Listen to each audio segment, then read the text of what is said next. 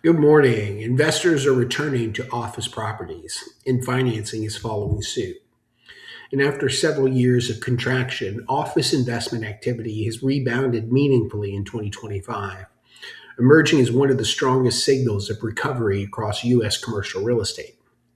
Now, according to CoStar Analytics, office sales volume exceeded 56 billion in 2025, rising more than 20% year over year.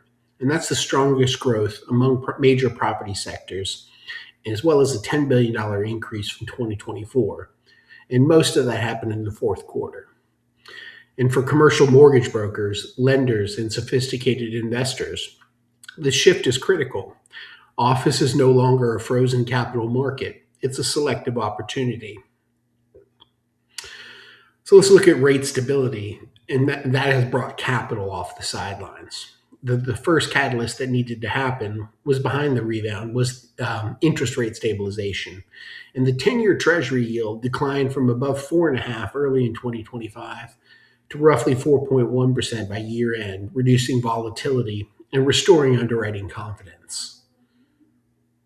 And for lenders, this mattered. In predictable rate environments, will allow more accurate DSCR and debt yield modeling. And we're also seeing tighter bid-ask spreads as people are adjusting to the new normal on pricing. There's also increased willingness to quote bridge, transitional, and fixed rate executions. And as a result, total US CRE transaction volume rose more than 25 billion in 2025, and office was leading that recovery. Next topic is office fundamentals have quietly improved. Now, while headlines are focused on distress, office fundamentals began stabilizing beneath the surface. So let's look at some of the key indicators that shifted that are illustrative of this change. But national vacancy peaked mid-year of last year, and net absorption turned positive for the first time in several years. So we're seeing a lot of new leasing. And the next point is that leasing momentum has strengthened in core markets. Now, markets such as New York City and Dallas have reached this inflection point earlier than others. And that's supported by strong tenant demand, particularly in high quality, well located buildings.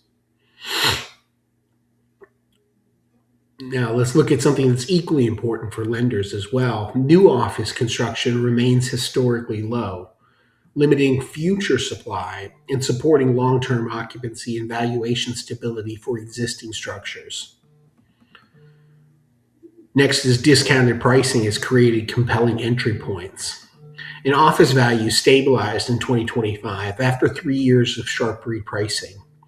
And capitalization rates held roughly 200 basis points above late 2021 levels, while values remained approximately 45% below their cyclical peak.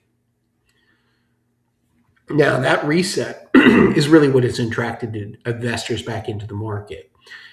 And you're seeing properties with a basis below replacement costs and repositioning or recapitalization strategies for existing structures. But also, there's long-term hold opportunities with asymmetric upside. So let's look at a standout example. In San Francisco, where office sales volume more than doubled, highlighted by the sale of 300 Howard Street at a steep discount to its 2019 valuation. Next topic is institutional capital is returning, but selectively in certain markets. And perhaps the strongest signal of renewed confidence is institutional reentry into the market.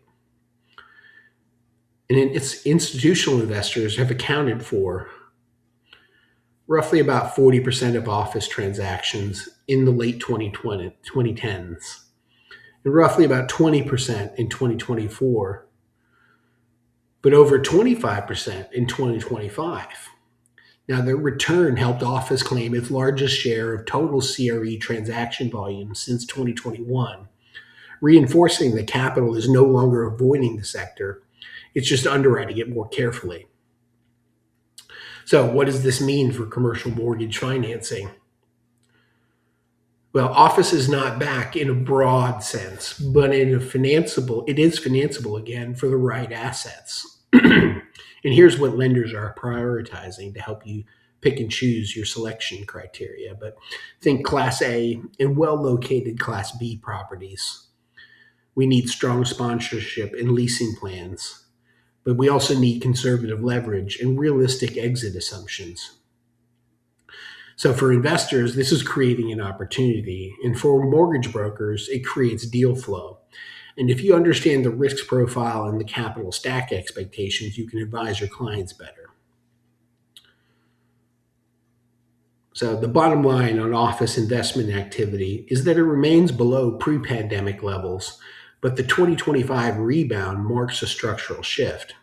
And a growing segment of investors now views office as a risk-adjusted opportunity, supported by discounted pricing, limited new supply, and improving demand dynamics. So what's the takeaway here? Well, the takeaway is that office isn't dead. It's being repriced, refined, and selectively financed right now.